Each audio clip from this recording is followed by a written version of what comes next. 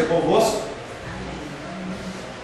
Mais uma vez reunidos para louvar, adorar e bendizer o seu nome nesse clima temperado, ameno. Não tem nada de tempero nesse clima. Calorzão, difícil de dormir, suor, mas e além de tudo, hora de verão ainda, né? Você acorda assim até meio desnorteado, né? Ontem, quando eu coloquei lá no grupo da igreja, lá só para lembrar, aí eu só vi as lágrimas correndo pelo rosto da Glenda. Entendeu?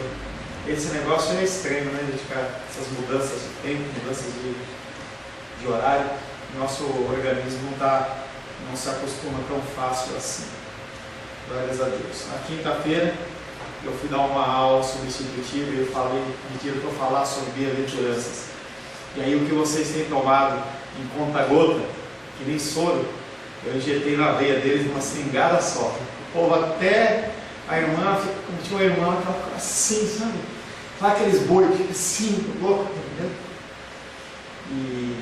Mas ela falou assim, tem um monte de perguntas, ela já foi aluna, tem um monte de perguntas, tem isso, aquilo, eu queria isso, eu queria fazer aquilo e tal, mas a palavra de Deus ela é muito legal, eu gosto muito, é um grande privilégio poder falar das coisas concernentes ao meio do Senhor.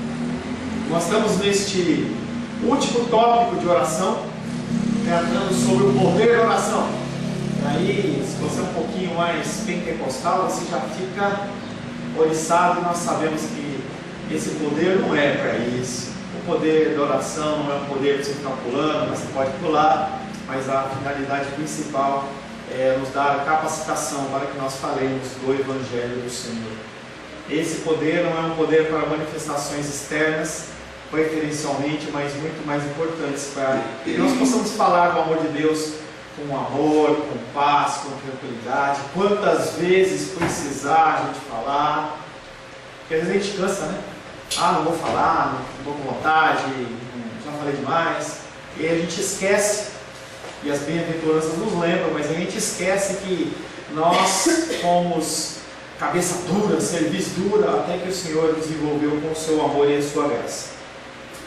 Fazendo um breve resumo da aula da semana passada, nós começamos falando sobre a lista da fé, que está em Hebreus capítulo 11, versos 33 e 34. Falamos que nós podemos fazer algo semelhante, mesmo que não esteja escrito na Bíblia em relação à oração. Citamos várias pessoas, entre elas Moisés, em que orou e a Deus trouxe as pragas sobre o Egito, depois ele orou de volta e ele as removeu.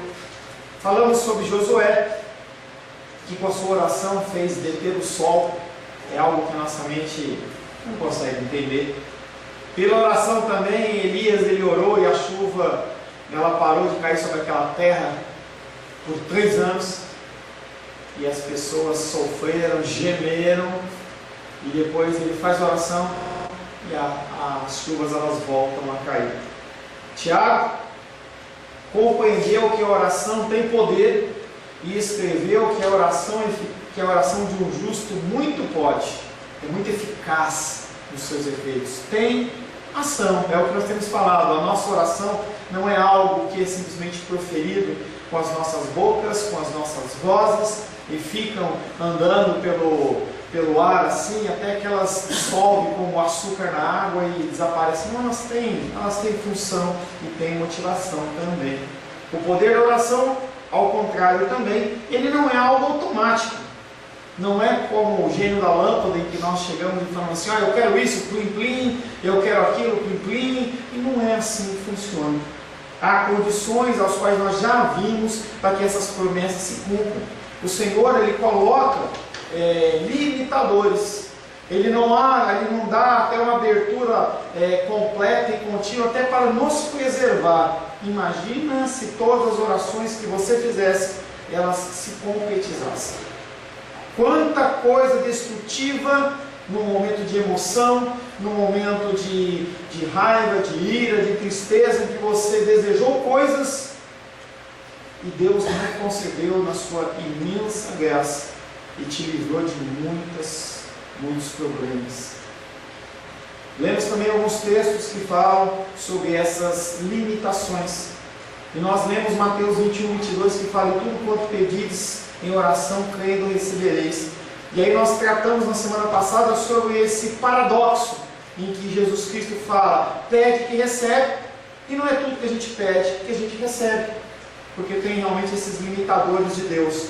E o Senhor, Ele não é limitado pelos nossos agir, nós somos limitados pelo agir de Deus, porque o Senhor, Ele determinou as coisas, Ele é o soberano Senhor.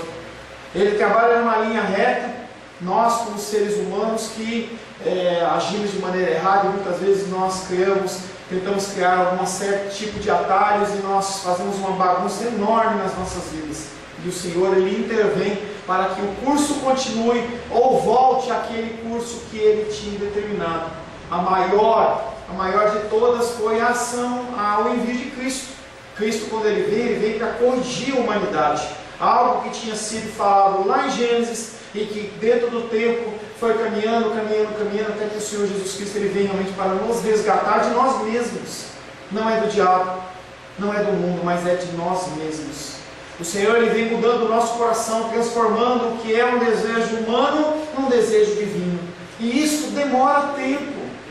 É como você olhar para as geleiras lá da Antártida, lá, em que você vê que levaram milhares de anos, tempo demais para ser formado. E aí, para aquilo degelar, para aquilo derreter, demora também um tempo. Não é como você fazer um gelo que você coloca lá na geladeira e em 1 hora, 2 horas está pronto. Quando você coloca no teu copo, 10 minutos depois ele dissolveu. E essa pecaminosidade, esse nosso ser, e aí essa irmã lá no curso lá na quinta-feira, ela falava assim: pastor, é difícil. Por anos, 50 anos eu vivo nessa batida. Me é difícil.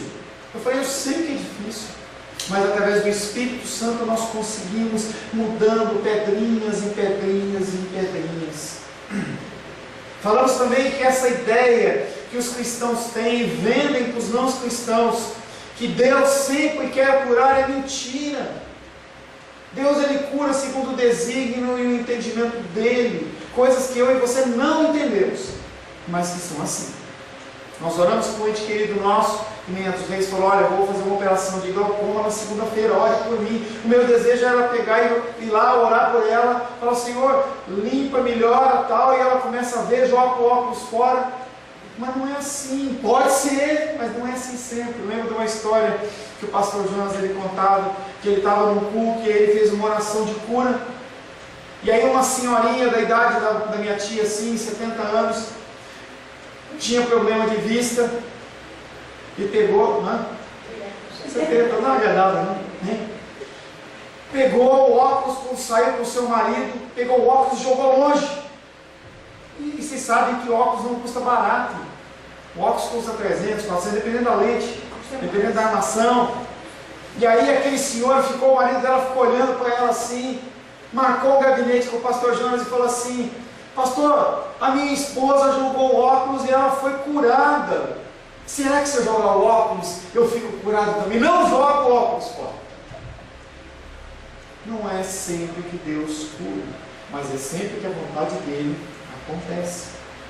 Falamos também que Deus ele não é um atendente celestial pronto a receber o nosso aceno e chamado para satisfazer os nossos caprichos.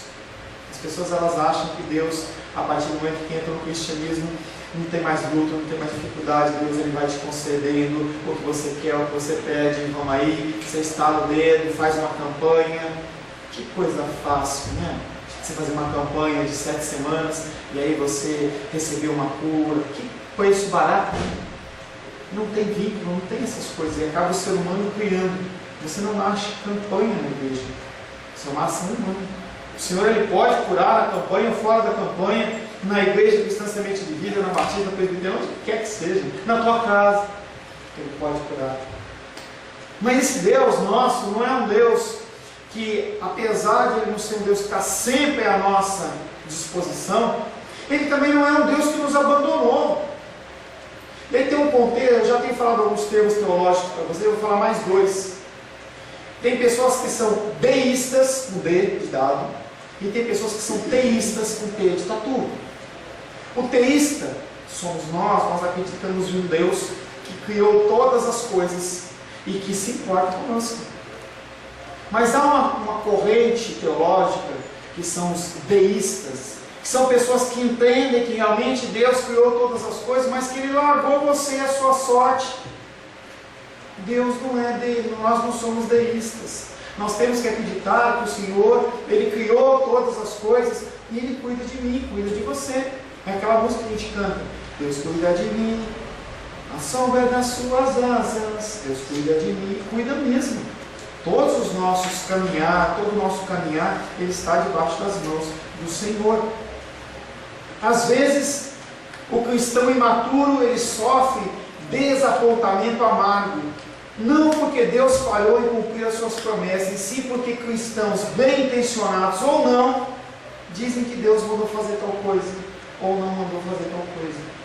Eu tenho um zelo cada vez maior em fazer esse tipo de coisa, em especial em relação à oração.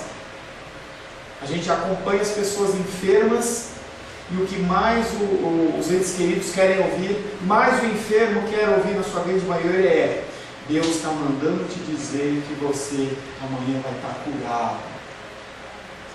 Mas quando nós falamos com cristãos mais maduros, e essa coisa não se concretiza, o coração ele fica abalado, fica assim, em especial com o grau de ligação com o enfermo que falece, ou qualquer coisa desse tipo. Mas quando você encontra um novo convertido, ou uma pessoa que não é cristã, em que ela põe todas as suas fichas, todas as suas confianças naquilo que você está falando, e não acontece, é danoso, sempre debaixo do controle de Deus. Graças a Deus por isso, mas é danoso. Lembro certa vez, estava lá em São Paulo, evangelizando, e eu tirava os sábados e eu ficava das 9h ao meio-dia pegando folhetim, lá perto de uma estação de trem. E aí, certo momento, eu fui entregar um folhetim para uma pessoa, a pessoa que estava com uma pastinha que eu vi que tinha uma Bíblia dentro. Ela falou: você não quer isso não? Eu achei estranho. Eu falei: mas você está com uma Bíblia dentro da tua pasta? Ele falou: pois é. Um fulano de tal, meu amigo, disse que iria me falar da Bíblia, eu comprei minha Bíblia, marquei com ele, ele não apareceu. E eu estou bem com raiva. E está vendo aquele fulano lá que está passando ali? Aquele fulano me atormenta o tempo inteiro. Eu vou aproveitar que eu estou aqui, não vou perder viagem, eu vou matar ele. Eu falei: não, irmão, não faz isso. Não, tá, isso aqui, eu vou. Sumir. Deu meia hora com o talo no relógio. Que bonitinho vocês com o nome aqui, acho que tem uma música assim. Pode tirar uma foto. Não, só achei legal o quadro. A Rosângela aqui. O povo que está no filme lá, eu não entende nada, né? Mas tudo bem. Pastor é louco.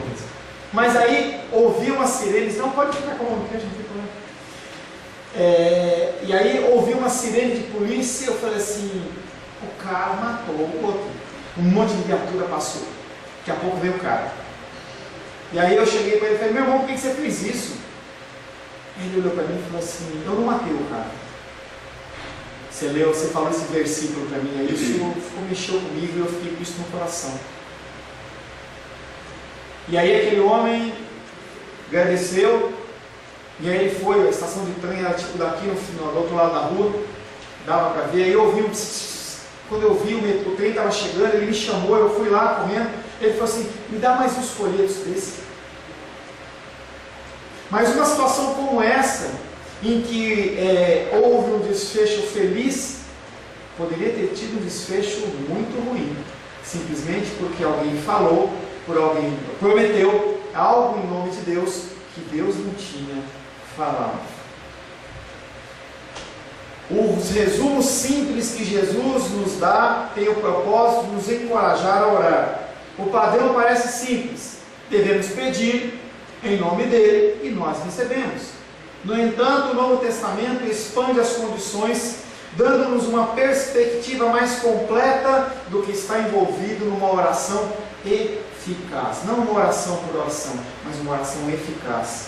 João capítulo 9, verso 31, Edilene. João 14, 13, Lenda. João 15, 7, Rosângela. João 3, 22, Bené. Dá para ler os meses? Acho que sim. 1 João 5,14. Titi, o seu é 1 João 3,22, não João, 1 João. Tá?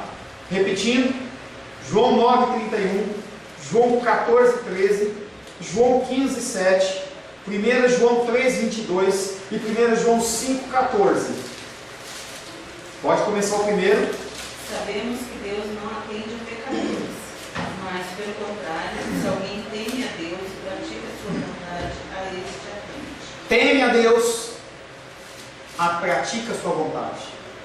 Esse temor a Deus é ouvir a sua palavra, respeitá-la e colocá-la em prática. Pratica a sua vontade. A esse ele atende. Se a pessoa ela não teme a Deus e não pratica a vontade de Deus, a este ele não atende. Segundo texto, João 14,13. E tudo quanto pedires em meu nome, isso farei, a fim de que o Pai seja glorificado no Filho. Qual que é a finalidade? É eu me satisfazer? É eu ficar regalado na minha vontade? Eu ficar contente? Não. A finalidade é que o Pai seja glorificado. Tem motivo. Tem motivo. É como esse estudo que nós estamos feito à noite de João, em que o Senhor ele multiplica o pão e o peixe, mas o objetivo, além de alimentar aquelas pessoas que realmente tinham passado todo dia na presença dele, era mostrar para eles que o verdadeiro pão vivo desceu do céu, que era ele próprio, Jesus entregando a sua própria carne. Já era um pré-anúncio da cruz, já era um pré-anúncio da instituição da Eucaristia, e aqueles homens queriam apenas pão. Pão, pão, pão, pão. Não é? Propaganda do pão, pão, pão. João 15,7. Eu estou engraçado, porque você dá uma risadinha para me agradar, tá? João 15,7. Em mim, e as minhas palavras permanecerem em vós, pedireis o que quiserdes, e vos será feito. Se permanecerdes em mim, é uma condição. Permanecer no Senhor, permanecer no ensino da palavra. E não fica só nisso. E se as minhas palavras permanecerem em vós, demonstração de que Deus está agindo na sua vida. Você está nele e ele age através da sua vida. Menos rebeldia, menos dureza de coração, menos servisdura. Servisdura é isso aqui, ó. Parece aqueles boi. Só bate de frente. Se permaneceres em mim e as minhas palavras permanecerem em vós, pedireis o que quiseres e vos será feito. 1 João 3,22. E aquilo que pedimos dele receberemos, porque guardamos os seus mandamentos e fazemos diante dele o que lhe é agradável. Guardamos os seus mandamentos e fazemos diante dele o que lhe é agradável. Mais uma vez, a tônica de pôr em prática. 1 João capítulo 5, verso 14, por favor, Titinha. 1 João capítulo 5, verso 14. E esta é a confiança que temos para com ele, é se pedirmos alguma coisa segundo a sua vontade, ele nos ouve. Segundo A sua vontade. a sua vontade. Como que eu vou saber? Permanecendo em Cristo, Cristo permanecendo em você. Você ora pedindo algo que vai glorificar o Pai e não satisfazer uma vontade, um desejo seu. Você guarda os mandamentos do Senhor e faz a Ele o que é agradável. Você permanece em Cristo e você demonstra a transformação através de atitudes práticas. E esta é a confiança que temos para com Ele. E se pedirmos alguma coisa segundo a sua vontade, Ele nos ouve. Como essas passagens revelam no receber o que desejamos de Deus a mais do que o simples pedir. Crer em Deus não é suficiente. Tem pessoas que pedem com fé e não recebem. Tem de haver reverência apropriada para com Deus. Você tem que saber com quem você está falando. Obediência à sua vontade e uma comunhão permanente com Cristo. Você precisa estar em comunhão com do Senhor. O pedido deve ser feito de acordo com a vontade revelada de Deus e de acordo com a sua natureza e caráter. A Bíblia nos ordena orar em nome de Jesus. Ponto. Verdadeiro. Você ora a Deus, se é a forma da oração cristã, você ora a Deus, você finaliza em nome de Jesus, porque você não pode entrar na presença de Deus a não ser através de Cristo, e crer que o Espírito Santo que geme com gemidos inexprimíveis, ele transforma os seus pedidos, os meus pedidos, maculados de pecado, em coisas, essências, em cheiro agradável às narinas do Senhor. Mas mesmo você pedindo a Deus em nome de Jesus, você tem que entender que o nome de Jesus não é um encantamento mágico. E as pessoas às vezes acham que não, eu coloco em nome de Jesus e está certo. É o que muitos fazem, por exemplo, quando deixam uma Bíblia aberta, do Salmo 23, do Salmo 91 em casa. Eles acham que a Bíblia tem esse poder, esse amuleto. Ou eu olho e falo, Jesus me livre, Jesus não sei o quê, e só por você citar o nome de Jesus, está tudo certo. E aí tem certa passagem em que as pessoas falavam assim, demônio, sai! Eu repreendo você em nome do Jesus que Paulo prega. E a legião de demônios olha para aquele grupo de pessoas e fala, eu conheço Paulo. Ó, conheço Jesus, mas vocês eu não conheço. E deu uma peia neles. Não sei quantos eram, mas devia ser uns 4 ou 5. Tirou a roupa dele e deixou isso pelado. Não adianta você simplesmente invocar o nome de Jesus como se fosse algo mágico, como se fosse uma palavra de sim, sim, salabim, e aí a coisa acontece. O seu significado é muito mais profundo. Na cultura em que a Bíblia foi escrita, e nós padecemos nesse problema. A nossa cultura é a cultura ocidental, e a Bíblia foi escrita na cultura oriental. Oriental é judaica. Então muitas coisas que são faladas, nós queremos colocar dentro da forma ocidental e não encaixa, não funciona. Na cultura em que a Bíblia foi escrita, o nome de uma pessoa indicava seus atributos e seu caráter. Não é que nem a gente, que às vezes você vai dar o nome da pessoa, tem um jogador famoso, aí você coloca o nome do teu filho com aquele nome daquele jogador. Se é uma pessoa importante, você coloca. Se é um cantor, você coloca. As pessoas, quando colocavam o nome nos filhos, eles tinham significado. Tanto que muda o nome de Arão para Arão, porque Arão, eu não lembro o que é Arão, mas Arão eu sei, pai de muitas nações. Tem significado, tinha significado os nomes. Antes, significa que cremos no nosso pedido, que nosso pedido ele é dirigido ao nosso grande e sumo sacerdote, o nosso intercessor. Já vimos que há alguns pré-requisitos que temos de seguir quando oramos. Se pedimos algo, temos de confiar em Deus, sabendo que o nosso pedido, se o nosso pedido está de acordo com a vontade do Pai e a natureza e o propósito de Cristo, acontece. Precisamos ter reverência apropriada para com Deus, bem como a certeza de que estamos obedecendo ao que Ele nos revelou. Temos que manter comunhão contínua, embora imperfeita. A nossa comunhão com Cristo ela é imperfeita, porque eu sou imperfeito, você é imperfeito, mas nós temos que lutar para manter essa comunhão com Cristo. Depois que todos os pré-requisitos eles são satisfeitos, podemos ter a confiança de que as nossas orações elas são respondidas. O fato mais importante é notarmos que se satisfizermos esses pré-requisitos, nunca iremos pedir alguma coisa a Deus que não é da sua vontade.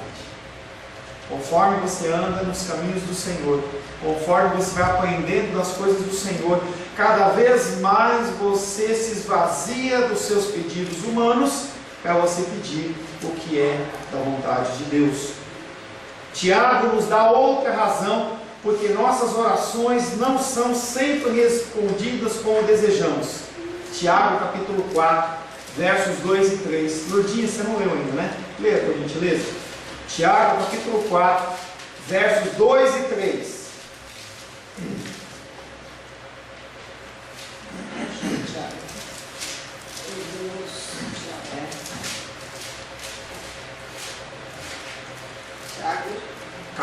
4, versos 2 e 3. Cobiçais e nada tendes, sois invejosos e cobiçosos e não podeis alcançar. Combateis e guerreais e nada tendes, porque não pedis. Pedis, 2 e 4? 2 e 3. Pedis e não recebeis, e porque pedis mal, para o gastardes em vossos deleites. Essa passagem bíblica nos diz que não temos o que pedimos porque pedimos por motivos impróprios. Pedimos em oração coisas que nos permitam seguir os nossos desejos e os nossos prazeres. Às vezes pedimos coisas que são nocivas para nós e nós não temos nem noção disso. Tem muita gente que pede, eu queria ter uma casa não sei aonde, eu queria ter isso, eu queria ter aquilo. Quando a pessoa recebe, tchau, tchau, igreja. Acaba-se a comunhão, porque a pessoa agora ela tem que dar atenção para essas coisas. Entenda que nem sempre são coisas ilícitas. O problema é a motivação com a qual você usa. Certa vez eu estava acompanhando uma família, acompanhei por um pequeno tempo, em que o pai ele tinha uma série de hobbies. Ele gostava de moto, e não há problema de moto. Ele gostava daqueles aeromodelos, aqueles negócios de helicóptero, de avião. O problema é que ele não tinha mais comunhão com a esposa, não tinha comunhão com os filhos, porque era o tempo dele todo com o hobby. E aí, às vezes, nós pedimos essas coisas e o Senhor ele não nos dá, porque Ele sabe o que nós vamos fazer com isso. Vai criar muito mais problema na nossa vida do que alegrias. Deus não nos dará aquilo que usaremos mal, tampouco Ele responderá pedidos feitos em ignorância, como se comprovariam desastrosos. Moisés é um exemplo excelente. Irmão Cláudio, por favor, Êxodo capítulo 33. Êxodo 33, 18.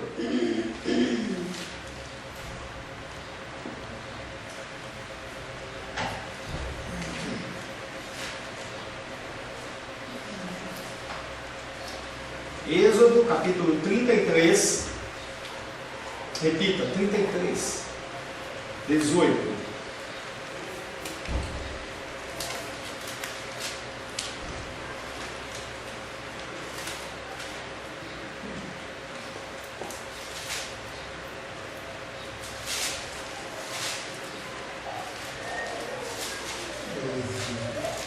Trinta e três, 18.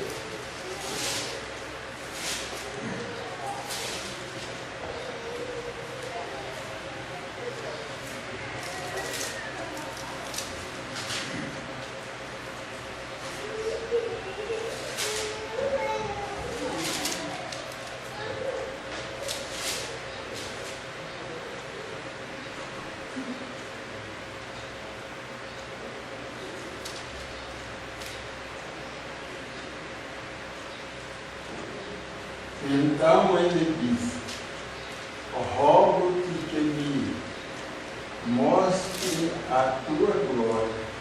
Moisés havia falado com Deus, tinha visto diversos milagres, a sarça ardente, as pragas, a abertura do mar vermelho, mas nessa ocasião Moisés ele quer algo maior, ele não está satisfeito com o que ele já tem.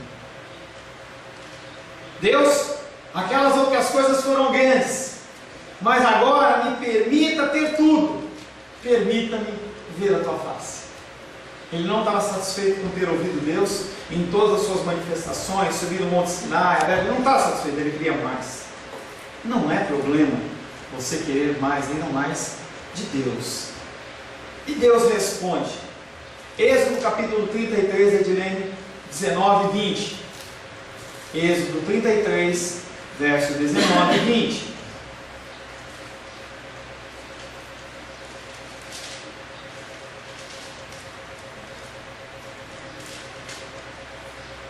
Respondeu-lhe: farei passar toda a minha bondade diante de ti e te proclamarei o nome do Senhor. Terei misericórdia de quem tiver misericórdia e me compadecerei de quem eu me compadeci. E acrescentou: não me poderás ver a face, porquanto homem nenhum verá a minha face e viverá. Nesse caso, Em especial, Deus estava fazendo a Moisés um favor enorme de recusar a atender o seu pedido. E ele fala que não vai fazer de uma maneira diferente. E dá uma explicação porque ele não vai fazer. E acrescentou: não me poderás ver a face, porquanto homem nenhum verá a minha face e viverá. Se Deus tivesse concedido a Moisés o seu pedido, ele morria. Entenda que o meu Deus, o seu Deus, ele é um Deus que não tem passado, ele não tem futuro, mas ele é um Deus de um eterno presente. Não é algo que a nossa mente entende, mas ele consegue. Gostou dessa frase? Nosso Deus, eu ouvi ontem essa eu ouvi ontem. Nosso Deus, ele não é um Deus de passado, não é um Deus de futuro, mas ele é um Deus de eterno presente. Tudo para ele está acontecendo na hora, porque ele não é temporal como eu e você. E ele vê o que vai acontecer depois. Ele sabe o que vai acontecer depois. E aí eu estava ouvindo na aula ontem algumas coisas interessantes que o pastor falou. Algumas vezes a gente tem alguns lampejos, a gente tem algumas percepções. E eu creio, aquilo que o pastor falou, eu vou transmitir. Eu creio que é como se o nosso espiritual, em algum momento, ele se desvinculasse desse natural e nós pudéssemos estar junto com o Senhor na glória, algo assim sobrenatural, e nós temos uma percepção quase que clara do que vai acontecer. Alguns chamam de percepção, de revelação, sei lá, você está assim na presença de alguém, parece que você sabe que a pessoa vai falar alguma coisa, a pessoa vem e fala. Porque nós somos inerentemente espirituais e não naturais. O nosso corpo é como se fosse uma cobra, em que em algum momento essa cobra ela perde toda a pele dela e fica lá. É um momento que vai ser de transição, que nós vamos estar com o Senhor eternamente. E o Senhor ele permite que algumas vezes nós tenhamos algumas percepções espirituais que elas não são explicáveis. O nosso Deus, ele é um Deus do presente para sempre. E quando ele vê você e eu pedimos coisas que vão nos trazer dano, ele não concede, porque ele sabe o que é melhor para nós. Ele não é um Deus que criou este mundo e largou. Eu lembro que lá em São Paulo no zoológico tem uma parte que é um formigueiro. Já falei para vocês esse exemplo. É um grande formigueiro, mas ele é uma caixa de vidro, em que as pessoas elas conseguem ver. Eu lembro disso quando eu era pequeno. E as formiguinhas lá estão andando, você vê a rainha, vê o negócio, tudo muito legal de você enxergar. É o corte no formigueiro. Deus ele não age dessa maneira, ele não está do lado de fora orando, ele interage comigo e interage com você. E as coisas que vão te prejudicar, ele não concede. Se Deus tivesse concedido a Moisés o seu pedido, isso teria custado a sua vida. Ninguém pode ver a Deus dentro de um conceito natural nosso, nesse tempo, e nós estamos tratando em paralelo com a bem-aventurança daquele que verão a Deus. Nós temos tratado um pouco do que é esse ver a Deus e viver. Moisés deveria ter se alegrado com o fato de que Deus disse não. Outra razão porque não temos as respostas desejadas para as nossas orações, talvez seja porque oramos por coisas que nós já temos em Cristo. As pessoas elas têm as coisas em Cristo e elas continuam pedindo uma coisa que elas já têm. O Senhor já nos concedeu dentro das regiões celestiais todas as coisas, está lá em Efésios. E às vezes a gente fica batendo em teclas que o Senhor já nos concedeu. Em João capítulo 4, Jesus falou com uma mulher no poço. Ele disse à mulher que se compreendesse com quem ela estava falando, ela saberia o que pedir. A mesma verdade se aplica a nós. Se nós conhecêssemos realmente o caráter e a pessoa de Deus e soubéssemos tudo que Ele nos deu em Cristo, nossa vida de oração seria muito diferente. Como que é isso, pastor? Ele fala em um versículo que nós não devemos andar ansiosos por coisa alguma. Antes, nós devemos buscar o seu reino e a sua justiça. E todas estas coisas nos serão acrescentadas. Quanto tempo a gente pede, quanto tempo a gente perde pedindo a Deus as coisas que Ele já nos prometeu. E aí nós gastamos o nosso tempo de oração, a nossa saliva, a nossa força, o nosso emocional, com coisas que o Senhor já prometeu. Confesso aos irmãos e às irmãs que em alguns momentos eu fico até preocupado com nossa arrecadação. Já falei algumas vezes com vocês em relação a isso. Eu vejo chegando o fim do ano, algumas pessoas vão pensar no 13º e vão entregar o dízimo ou não. Mas, perante isso que eu estou falando para vocês, eu me encontro numa situação em que, por que eu oro por isso? Se o Senhor Ele é aquele que provê a igreja, não sou diferente de você. Nós nos cercamos dos nossos desejos, das nossas necessidades, e nós nos apoiamos em coisas que são naturais, esperando um respaldo sobrenatural. Nós temos que nos preocupar com tantas coisas, mas nós gastamos o nosso tempo com tantas coisas que não têm necessidade. Nós temos sim que apresentar ao Senhor as nossas necessidades, as nossas angústias, porque Ele diz que quando você tem um fardo que lhe é pesado, entrega nas mãos do Senhor. Ele entrega um fardo leve na sua mão. E é o fardo da confiança, é o fardo da paz. Por mais que eu ore, se houver um intento no coração do Senhor de que essa obra, ela finde em 1 ano, 2 anos, 3 anos, não vai ter nada que eu possa fazer para mudar isso.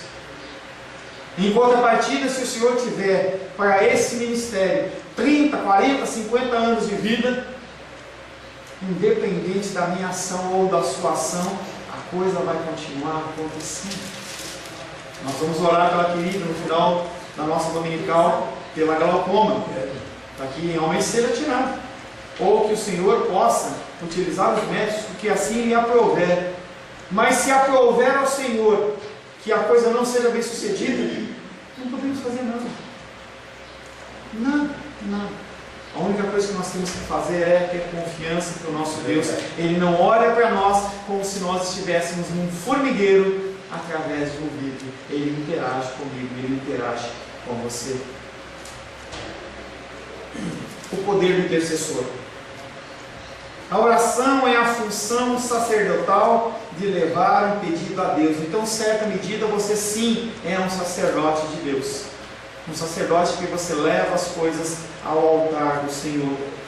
Nos tempos do Antigo Testamento haviam duas principais classes de mediadores entre Deus e o povo.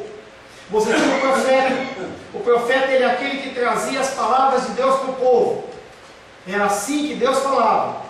Você não tinha uma Bíblia, os escritos se haviam, eram muito escassos, era muito caro e era muito difícil das pessoas terem. Então a palavra naturalmente ela vinha da boca de homens e mulheres de Deus. E Deus falava através daqueles homens e mulheres. E a segundo mediador que havia era o sacerdote. Em que o sacerdote ele não falava o que Deus falava, mas ele levava as petições, os desejos, as necessidades do povo para Deus. Havia essa dupla mediação através do homem. Em palavras simples, o profeta era ordenado por Deus para falar a sua palavra ao povo, e o sacerdote falava a Deus em favor do povo. No Novo Testamento, Cristo exerce os ofícios de profeta. Ele é o profeta por excelência. Jesus Cristo, ele exerce a função de sacerdote, um sacerdote por excelência. Ele é o sumo sacerdote da ordem de Melquisedeque, que no dia do seu sacrifício, no dia certo, na hora certa, ele se entrega como sacrifício vivo, e ele também tem a função de sacerdote ali. No momento em que estava tendo sacrifício no templo, Jesus Cristo estava fazendo o sacrifício definitivo, que é explicado lá em Hebreus. Não há mais necessidade de você levar sacrifícios. Não há mais necessidade de você fazer sacrifícios. Eu vou fazer isso para conseguir a salvação. Eu vou fazer isso para alcançar a graça de Deus. Não há esse contexto. A Bíblia não fala sobre isso.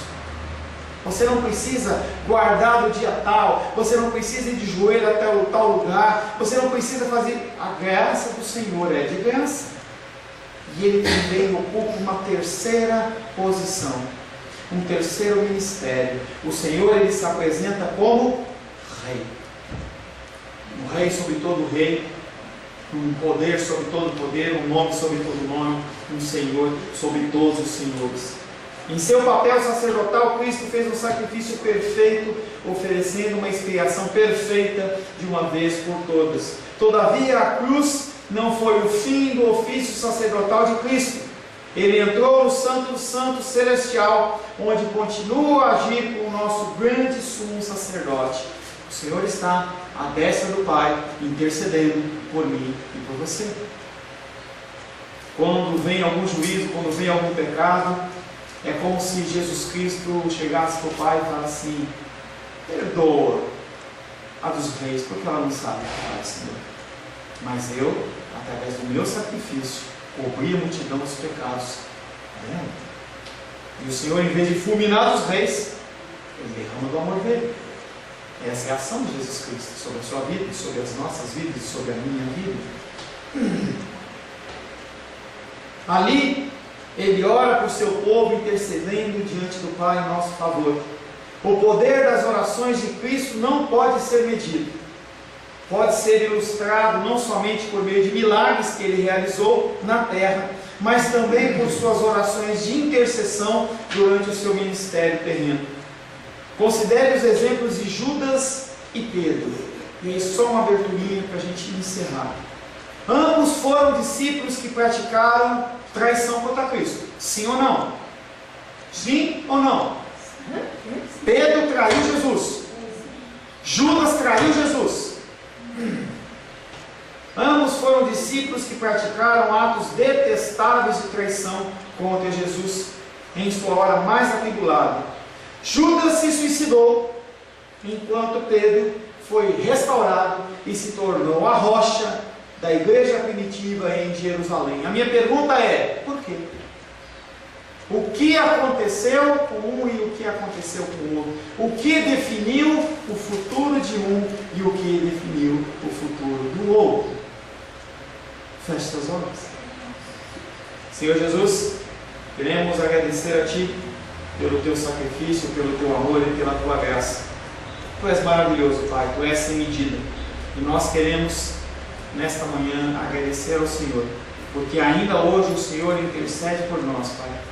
Independente das nossas ações, o Senhor vai perante o Pai e pede que a graça e a misericórdia estejam sobre as nossas vidas. Algo que acontece durante a eternidade e só vai se findar, Pai querido, quando nós estivermos com os nossos corpos incorruptíveis na Tua presença. Continua nos guardando, Pai, nós te pedimos. Continue nos ensinando, nós te pedimos, Pai, em nome de Jesus. Amém. Amém. Glórias ao Senhor. A paz seja convosco. Meu nome é Paulo César. Eu sou pastor da Igreja Cristã Semente de Vida, aqui em Brasília, Distrito Federal. Me alegro que a palavra tenha te alcançado. A palavra faz isso. Ela alcança as pessoas aonde quer que elas estejam. E você foi agraciado com esta palavra. Não que eu tenha nada especial a te dizer. A palavra ela é suficiente e ela usa quem ela quer.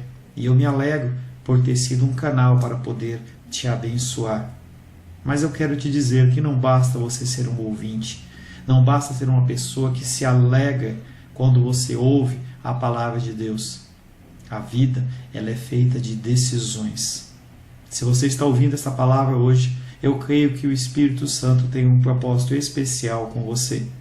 Muito mais do que prosperidade, muito mais do que uma cura física, uma cura emocional ou espiritual, Ele quer te alcançar para a vida eterna. Nós investimos nosso tempo, nós investimos as nossas forças em coisas terrenas, mas o Senhor Ele tem muito mais a oferecer. Ele tem sim para você a cura, Ele tem sim para você a prosperidade, mas Ele tem muito mais que isso. Submeta-se a um Deus que Ele é capaz de mudar e transformar a sua vida por completo. Creio que o Espírito Santo ele é capaz de tocar o teu coração. Quero pedir que você curve a sua cabeça. Senhor, em nome de Jesus, coloco na Tua presença essa vida que ouve esta ministração, que ouve esta palavra. Pai, eu não tenho capacitação nenhuma, mas o Teu Espírito ele é capaz sim de tocar nesta vida, gerar nela mudança, transformação, arrependimento. e que ela possa simplesmente bater no peito, convencendo-se que é pecadora e que precisa de um Deus salvador. Não há um caminho a Ti, meu Deus, que não seja através de Cristo. E eu lhe peço, Pai querido, que você alcance essa vida e ele possa sim tomar uma decisão pessoal pelo Senhor, em nome de Jesus. Amém. Amém, meu querido. Amém, minha querida. Fico contente que você esteja ouvindo essa ministração até o fim e peço que você não se limite a ouvir os cultos pela internet. Você procure perto da sua casa uma igreja, um lugar que proclame a palavra do Senhor. Eu oro para que o Espírito Santo te direcione nessa busca, porque muita coisa tem sido oferecida que não é o Evangelho. Eu abençoo a sua vida em nome de Jesus. Amém.